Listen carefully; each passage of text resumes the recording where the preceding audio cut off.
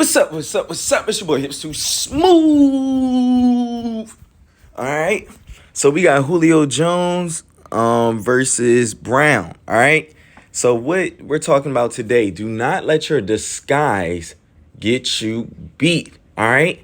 So what he's doing is he starts almost head up on the outside, then tries to move to the inside. While he's doing all of that, the dude is running straight at his feet.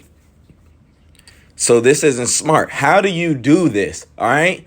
We have to know the down and the distance and the time and the situation when we're trying to disguise, guys. In this particular play, it was less than a minute left in the quarter. What alert should go in your head, guys? I'm not trying to be loud or rude. I get real excited about DB.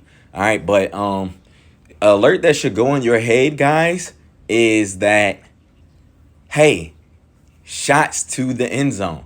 Trying to get early points or get us back in good field position for a field goal to go into the half with momentum. All right, guys, we have to think about that. All right. So when's a good time to disguise? All right. There's a lot of time left on the clock because we're playing the game within the game, guys. All right. A lot of time on the clock. All right, guys. So there's a lot of time on the clock. And then they're in 3rd and 5. All right. So now what do I want to do? Either I'm starting off back, I'm going to pretend like I'm going to play at 8. He's looking around. Then next thing you know, I'm run up and press, or, I act like I'm impressed and I'm aware of the sticks and then I'm going to bail out. But this gets him beat. And then Julio runs at him, you see? Then Julio breaks away from him a little bit. Now he's beat. And he's catching up. He's out of phase and the ball's already in the air. And he's about to play this. Boom. You feel me? And I like to play with a thing called sideline IQ. All right. If I'm more than 4 yards away from that sideline, I'm not leaning. I'm not looking and leaning. The technique would be I will lean, but then I'm playing top shoulder arm. All right. Lean, play top shoulder arm.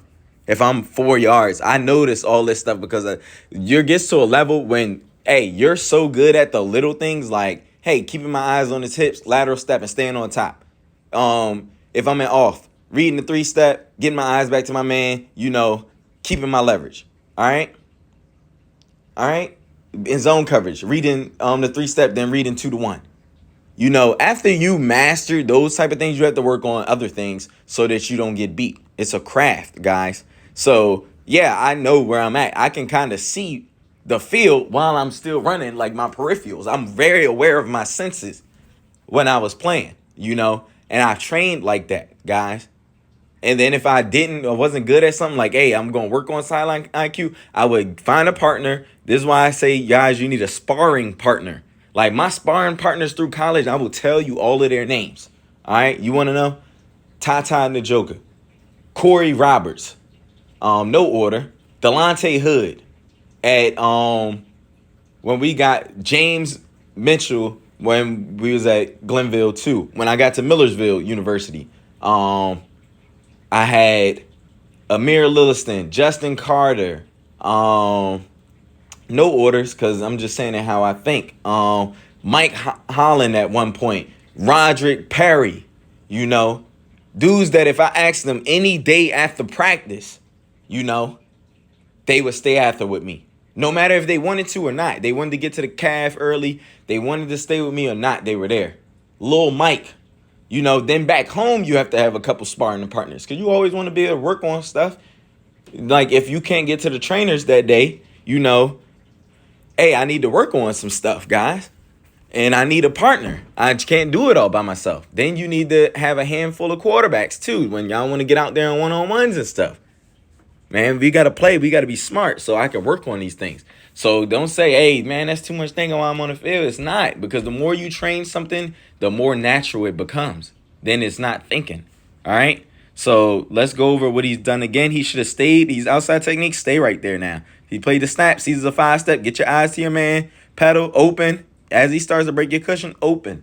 All right? Go and make a play on this ball. Very easy. What he should have did right here. Very easy. You know that it's the end of the half. It wouldn't have mattered if you played him for man coverage on the outside or the inside right here because hey, you doing that switcheroo technique got you beat.